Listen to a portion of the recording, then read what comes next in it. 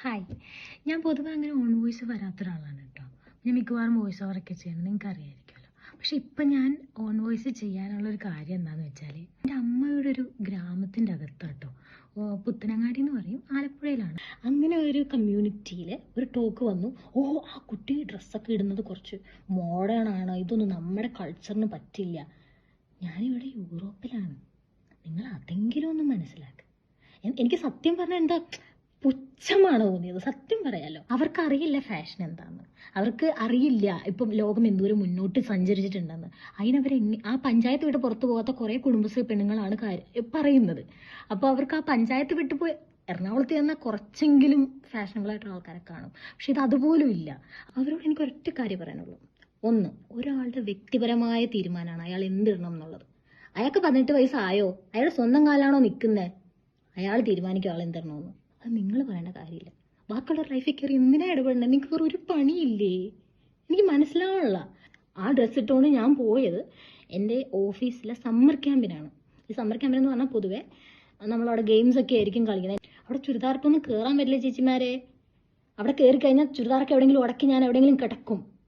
പിന്നെ ഇനിയിപ്പോൾ ഇത്രയും ബുദ്ധിമുട്ടാണെങ്കിൽ ഒരു പണി ചെയ്യും. നിങ്ങൾ നാട്ടിൽ നിന്ന് എനിക്ക് ഇങ്ങോട്ട് കൊറിയർ അയച്ചതാണ് ഒരു പർദ്ദയോ അല്ലെങ്കിൽ ചുരി ബോട്ടം വേണ്ട പ്ലീസ്, ലെഗിൻസ് എങ്കിലും പ്ലീസ്, അതെൻ്റെ ഒരു അപേക്ഷയാണ്.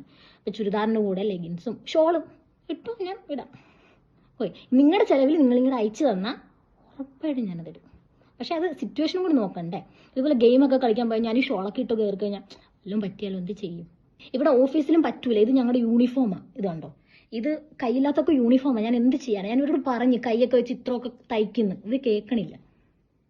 യൂറോപ്പായി പോയില്ലേ, നമുക്ക് കൂടുതലൊന്നും പറയാൻ പറ്റില്ലല്ലോ. അതാണ് പറ്റിപ്പോയത്. സോ കേരളത്തിൽ പോട്ടെ എന്ന് ഓർക്കാം. കേരളത്തിൽ പിന്നെ ഞാനിങ്ങനെ ഡ്രസ്സ് ഇട്ടാൽ ചുറ്റിനുള്ളവർ ഇടണമെന്നും അതല്ലല്ലോ എന്ന് പറയാം. No worries. ബട്ട് അതല്ല, ഞാനിപ്പോൾ യൂറോപ്പിലാണ്. എൻ്റെ കമ്മ്യൂണിറ്റിയിൽ എങ്ങനെയാണ് ഡ്രസ്സ് ഇടണമെന്ന് എനിക്കറിയാം.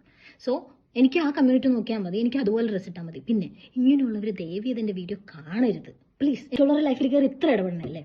അപ്പോൾ ഇടയ്ക്കൊക്കെ സമയം കിട്ടുമ്പം ഒന്ന് ആ പഞ്ചായത്ത് വിട്ടൊക്കെ പുറത്തു പോകണം. ഇനി പരിദൂഷണം മാത്രം പറഞ്ഞുകൊണ്ടിരുന്നിട്ട് കാര്യമില്ലല്ലോ. അപ്പം പഞ്ചായത്ത് വിട്ടൊക്കെ ഒന്ന് ചേച്ചിമാർ പുറത്തു പോകണം. അതുപോലെ തന്നെ പറ്റുവാണെങ്കിൽ വേറെ ഏതെങ്കിലും രാജ്യമൊക്കെ ഒന്ന് പോയി കാണണം. അവിടെയൊക്കെ കുറേ മുന്നോട്ട് പോയേ. അത് മനസ്സിലാവൂല. അത് ഇനി അവിടെ നാട്ടിൽ വന്ന മക്കളുടെ എല്ലാവരുടെയും കാര്യം നോക്കാൻ സാധ്യതയുണ്ട് ഇവർക്ക്. എങ്ങനെ ഇതൊക്കെ സാധിക്കുന്നത്? വീട്ടുജോലി ഇതൊക്കെ കൂടി എങ്ങനെ നടക്കുന്നു? ഏതായാലും എനിക്കിതിൽ കൂടുതലൊന്നും പറയാനില്ല. എനിക്ക് സത്യം പറഞ്ഞാൽ പുച്ഛം മാത്രമേ ഉള്ളൂ, അത് വേറെ കാര്യം. എന്നാലും ഒന്ന് കൺസിഡർ ചെയ്യാം. ഞാൻ യൂറോപ്പിലാണെന്നെങ്കിലും ഒന്ന് കൺസിഡർ ചെയ്യും പ്ലീസ്, റിക്വസ്റ്റ്. അപ്പോൾ ശരി, എന്നാൽ ബൈ.